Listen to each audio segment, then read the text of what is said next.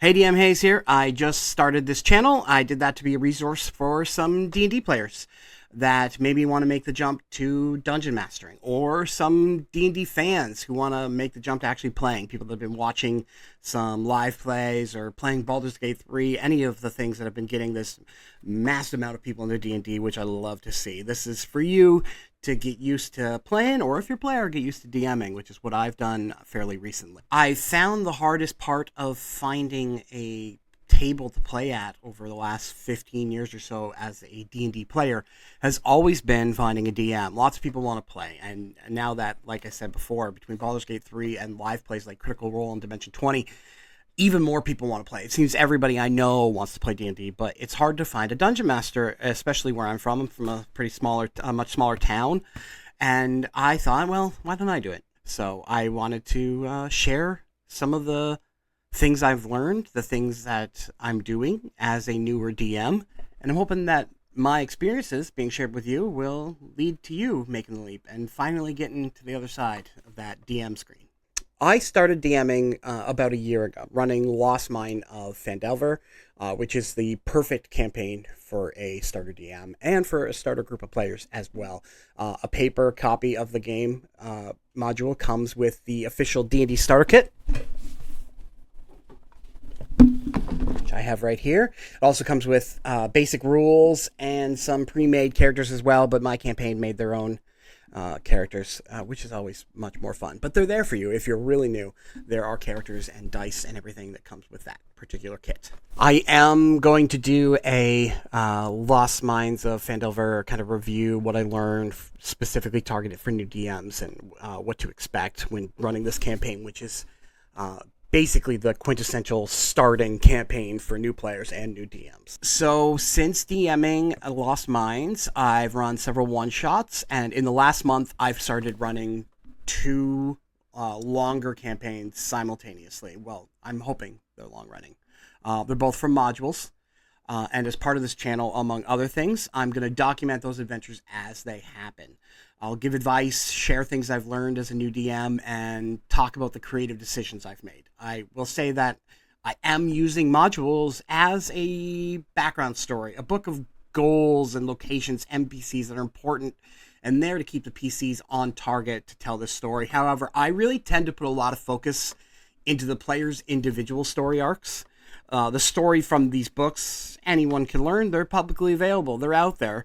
And you can read that story. You can play it with your friends and have it very similar to my story. However, the incredible backgrounds that my players have given me, that they've come up with and given me the leeway to write those backgrounds into the main story, that's what I find more interesting. I hope you will as well. I'm going to be diving really deep into that. I tend to use, especially those long travel parts of every campaign book. That's a perfect spot to start peppering those background stories. Bring back NPCs from their past.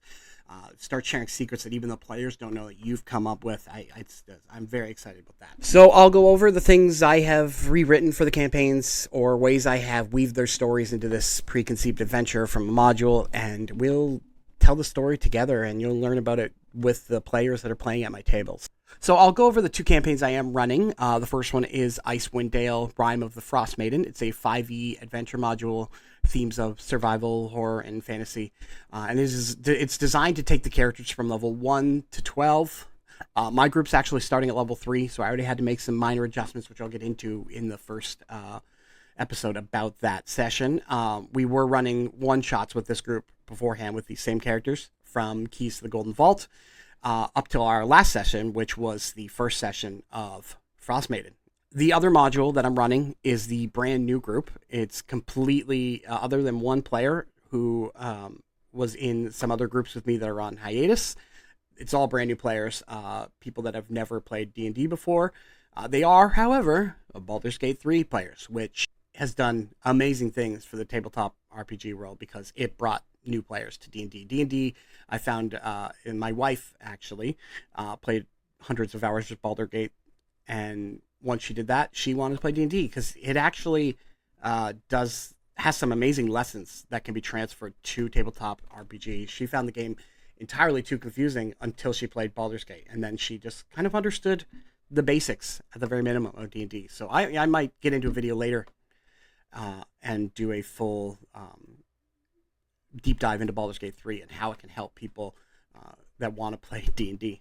So Hoard of the Dragon Queen is what we are running with that new group, and that is a difficult campaign for newbies, I'll admit, so I'm making some adjustments, starting with a session 0 that we already did. It was a adventure that I wrote taking place in the town of Greenest, which is where that campaign kicks off, and just to get them used to role-playing and an easy battle just so that I could gauge how ready they were, and they did amazing. So I will get more into that session in a future video. My hope is that they'll fall in love with this game like I have, and that we can play for years with eventually being able to play the entire Tyranny of Dragons storyline. For those of you who don't know, Tyranny of Dragons is a story that's told over 2 5e modules, The Hoard of the Dragon Queen, which is the one we're playing, and The Rise of Tiamat, which is a sequel story. So follow me here if you want to hear me talk about the experiences at those 2 tables, running the 2 campaigns. Hopefully both of them run long enough to get some amazing content, but if they don't, we'll just get new things going, and I have other stuff coming. I know at the very least the Icewind Dale group is tight. We will get deep in that one. It's a group I've been playing with for a couple months now, and we're all really excited about Icewind Dale, so I think we're going to play more in that for sure. I'm also going to post some other content for DMs and new players alike. I hope you will come with me on this TTRPG adventure.